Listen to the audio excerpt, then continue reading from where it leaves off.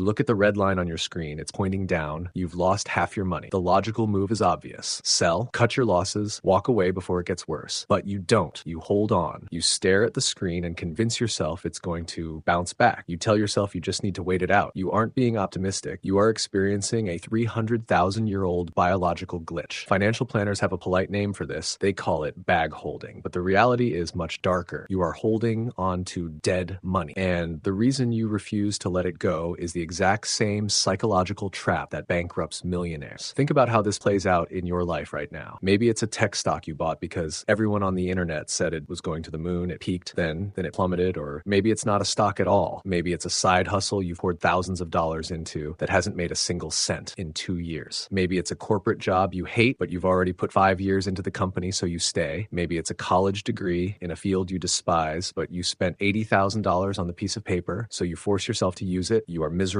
You are losing money. You are losing time. So why do you stay? To understand why, we have to look at how your brain physically processes pain. In 1979, two psychologists named Amos Tversky and Daniel Kahneman published a paper that fundamentally changed behavioral economics. They discovered a cognitive law called loss aversion. Mathematically, losing $1,000 and gaining $1,000 are the exact same value, but neurologically, they are completely different. Your brain registers the psychological pain of losing money as twice as intense as the joy of making it. This isn't an accident. It is an evolutionary feature. For 300,000 years, your ancestors lived in an environment where losing a resource or like food or a safe shelter meant you might actually die. Gaining an extra resource just meant you were comfortable for another day. Your brain evolved to treat every loss as a lethal threat. It is hardwired to avoid losing at all costs. And this is where people get stuck. When you buy a stock and it crashes, the loss isn't real yet. It is just a theoretical number on a screen. As long as you don't hit the sell button, you haven't technically lost. There is still a microscopic chance it could recover. But the moment you hit sell, the loss becomes permanent. You make it real. You have to admit to yourself and to the world that you were wrong. You have to absorb the biological pain of failure. So you don't sell, you hold on to the dead money to protect your ego. Psychologists call this the sunk cost fallacy. Imagine you buy a $100 ticket to a movie. Halfway through, you realize the movie is terrible. You are bored. You are uncomfortable, but you stay until the very end. Why? You tell yourself you need to get your money's worth, but the truth is the $100 is already gone. You cannot get it back. By staying in the theater, you aren't recovering your money. You are just paying a second time with your time. You are throwing good life after bad money. But here's the strange part, and this is what nobody tells you about holding on to dead money. Holding on isn't a neutral action. Think about a sunken ship. Think about the Titanic sitting perfectly still at the bottom of the ocean. From the surface, it looks like a tragedy frozen in time, but it isn't frozen. It is actively being eaten alive. Deep sea bacteria are consuming the steel, turning it into rust. The ship is losing weight every single day. Your dead money is doing the exact same thing. When you leave your cash tied up in a failing investment, it isn't just sitting there waiting to recover. It is being eaten alive. First, inflation is quietly consuming its value, but worse than that, it is being eaten by opportunity cost. Every dollar tied up in a mistake is a dollar that cannot be used on an opportunity. Every hour spent on a dead-end path is an hour you cannot spend building something that works. You are paying a daily tax just to avoid a momentary sting of embarrassment. And the modern financial system knows this. They know human beings will hold on to a losing hand until it destroys them. That is why investment apps are designed the way they are. They make it frictionless to buy. One click, bright colors, confetti on the screen. But when a stock crashes, the interface feels heavy. You stare at red charts. You feel the knot in your stomach. The system is built to let your biological fear of admitting defeat paralyze you. Your paralysis is their liquidity. The smartest investors in the world do not have a higher win rate than you. They don't have a crystal ball. They make bad investments too, but they have rewired their relationship with pain. When a trade goes bad, they do something that feels unnatural. They cut it instantly. They take the hit. They don't wait for a miracle bounce. They don't attach their ego to the money because they understand a core truth. Money is not a reflection of your intelligence. It is just a tool, and a broken tool is useless. To break this cycle, you have to run a simple test. Look at your portfolio, your projects, your career. Do not ask how much you've already spent. That is the trap. Ask yourself one question. If you did not already own this today, would you buy it? If you did not already have this job, would you apply for it? If the answer is no, it is dead money, it is a sunken ship, and it's never coming back. Let it go, take the hit, because the only thing worse than losing your money is letting your ego trap you at the bottom.